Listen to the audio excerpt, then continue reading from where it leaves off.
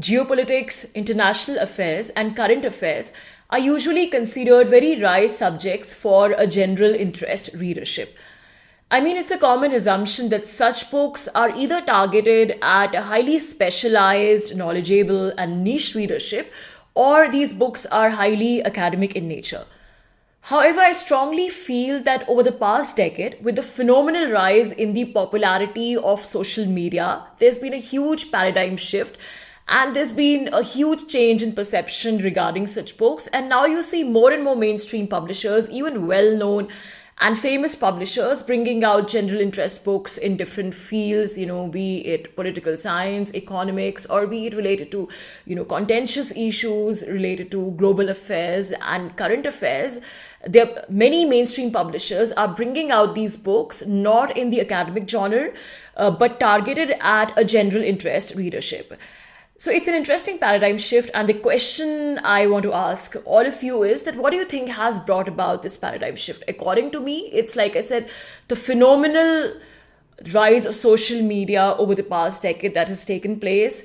And I would say because of that, an average person in 2026 is more glued onto the world and has a lot more has a lot more awareness about what's happening in the world, what's going around in the world, than let's say an average person about a decade back. The reason for that is we are surrounded by social media 24 into 7. So even if we are not actively consuming news, we are technically surrounded by, news algorithms, news cycles 24 into 7. And be it any social media platform, of course there's X, but even social media platforms like YouTube, Facebook, Instagram, etc. You're constantly being inundated with, news algorithms, news reels. So even if you're not a very newsy person, per se, in the world of social media, it's very difficult to avoid news, be it local news, what's happening at a national level, or, geopolitics and international affairs, things that are happening at an international level, at a global level. About a decade back, I would say, or around 15 years back, most of us for news consumption were highly dependent either on the print media, that is newspapers, or on the electronic media, that is a television. It's not that online versions of these newspapers didn't exist, but the practice was pretty less popular way back then. And I think the whole thing really took off a decade back, and especially the whole process accelerated, especially during the time of COVID, with the mushrooming of, so many news publications, news websites. And nowadays, it's so easy to start a news blog, and anybody and everybody can start a news blog. So with social media experts, with geopolitical experts, strategic analysts, sort of mushrooming in every nook and corner of the social media, we are really glued into the news cycle 24 into 7, which kind of explains the increasing popularity of non-fiction titles in subjects like geopolitics, international affairs, and international diplomacy for a general interest audience. Hey guys, welcome back to my channel. This is Rati here, and today I'm going to review a book called How India Scaled Mount G20 by Amitabh Kant. It's called How India Scaled Mount G20, the inside story of the G20 presidency. So for those of you who are not aware of Amitabh Kant's background, a bit of a context. Amitabh Kant was the CEO of Niti Aayog, which was constituted in 2015 by the Indian government, and it replaced the Planning Commission. And from Niti Aayog, he took a plunge into the world of international diplomacy, as he was appointed the G20 Sherpa when India hosted the G20 summit in 2023. So this book, How India Scaled Mount G20, is essentially based on Amitabh Kant's experiences as the G20 Sherpa, and he gives you an insider's perspective, an insider's view on how, India organized the G20 summit and the kind of backdoor discussions and backdoor negotiations, backdoor diplomacy, which took place, and how the whole event unfolded on the global stage, and how India sort of branded itself in the 2023 G20 summit, what are the important issues which India raised at the summit, and most importantly, how did this impact India's positioning on the global stage, and what were India's achievements, after hosting the G20 summit in 2023. So the book essentially offers you an insider's perspective. As the G20 Sherpa, Amitabh Kant is basically the main point of contact between the senior political leaders, be it the visiting dignitaries, from other countries, or mainly the Indian senior political leaders, be it the Prime Minister, the External Affairs Minister, the Finance Minister, Defense Minister, and the visiting delegations, the delegates from different countries. So he acts as the, sort of main point of coordination and the point of contact between senior political leaders and visiting delegates from different countries. So G20 Sherpa really kind of, oversees everything, literally everything which is happening in the G20 summit, right from the conceptualization stage, to the planning, to the main narrative framework, what kind of issues, are going to be raised at the G20 summit, how is India going to project itself, and what are the contentious issues which will be included in the declaration, which will be discussed. So literally, everything that is a part of the summit. And I would say, to understand it roughly, we can say that the most important person in the G20 summit, responsible for organizing the G20 summit, after the senior political leadership, of course,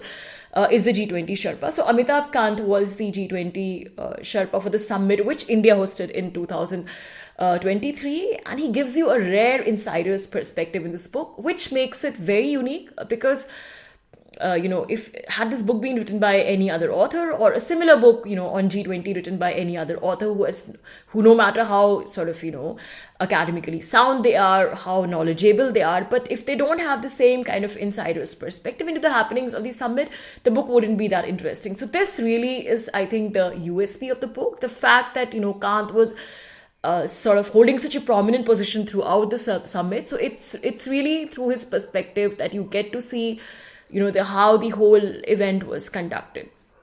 And that's where the interesting part comes in, as lay people, when we hear about these conferences and huge summits, be it G7, G20, or be it, BRICS summit, we generally sort of view these as, spectacles, as 2-3 days events, which are hugely televised, which receive huge media coverage. And we have all these, sort of senior political leaders from all across the world gathering, and Indian political leaders, statements being issued, a lot of stuff being said, discussions and all this taking place, and then finally a declaration being signed.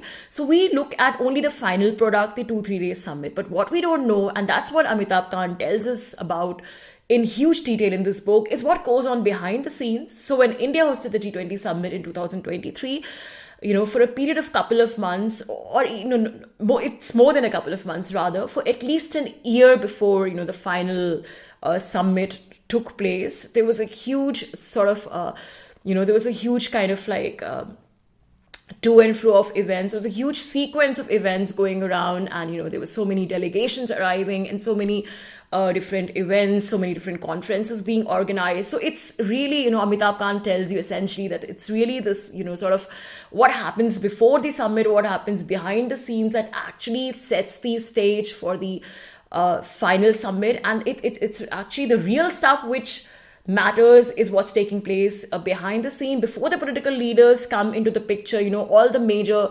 All the controversies are sorted out, all the major contentious issues are decided, the main points which will be included in the declaration, everything is, the contentious issues which will be discussed, everything is really finalized before the main political leaders come into the picture. So he gives you a very good overview of the whole, trajectory in a very conversational and in a somewhat animated tone as well. And since he's been directly a part of those discussions, it lends a lot of authenticity to the whole narrative. For example, he's telling you about the negotiations which take place backdoor amongst different teams from different countries, and on very, very significant and contentious issues, be it the issue of climate change, or other environmental issues, or be it the issue of tech transfer, or be it very, very controversial geopolitical issues like the Russia-Ukraine conflict, or issues related to tackling poverty or eradicating terrorism. So a host of social, economic, and issues related to trade, issues related to global security and tech transfer and energy cooperation are addressed at the G20 summit, and intense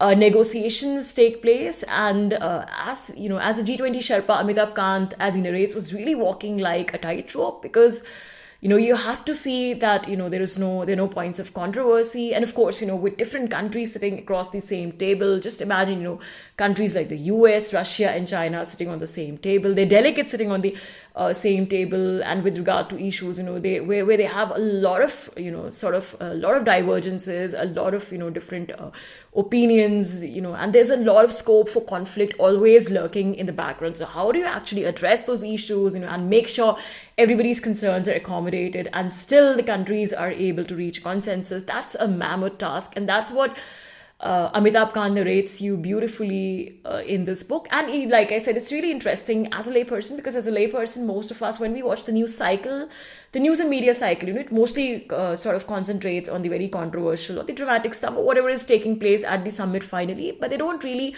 go into these nitty-gritties at how do these negotiations happen and what really takes place. So, more than anything, the sheer amount of hard work involved in international diplomacy, the sheer amount of perseverance involved is really what catches your eye in this book. Like Amitabh Kant narrates, that sometimes when they're negotiating some text, the text of the final declaration, that is, even a couple of sentences, there's a lot of disagreements about the wording, what exact wording is to be used. It might be offensive to one country and that country might not agree. So these closed door meetings, sometimes for a whole day, he says, they are intensely sort of debating and negotiating these couple of lines, and the atmosphere turns almost hostile, so they have to give it up, and sometimes it becomes so controversial that they have to seek the intervention of senior political leaders, and who have to then use their own diplomatic channels to take things forward. But eventually, like Amitabh Kant narrates in the book, everything turns well, and the New Delhi Declaration is issued at the end of the 2023 G20 summit. So it's really fascinating to get a first-hand perspective into all this. So that's really one aspect of it. Apart from this, every country which hosts any summit, any of these summits, it's something unique that country brings to the table. It has its own perspective, has its own way of going about things, and it, brings about its unique cultural and civilizational ethos. So Amitabh Kant talks about, India's contributions to the G20 summit, and how India, sort of brings its own unique perspective in the form of its own, of its ancient ideals, ancient civilizational values and ideals, and how the whole narrative of the summit was rooted in India's ancient civilizational and cultural ethos, and India's ancient civilizational narrative, which to me is very, very interesting, So when we talk about these things, to understand it clearly, for example, there is the concept of Vasudhaiv Kutumbakam, which the Indian Prime Minister talks about at various forums, whole world is one family. And there, how can various ancient principles and ancient Indian wisdom, be it related to sustainability or how to bring about world peace, how can these ancient concepts be applied to solve modern day world problems, be it environmental consciousness, climate change, ecology, or world peace. It's something very interesting, which Amitabh Kant narrates in this book in the context of the G20 summit. That is when India hosted the G20 summit in 2023.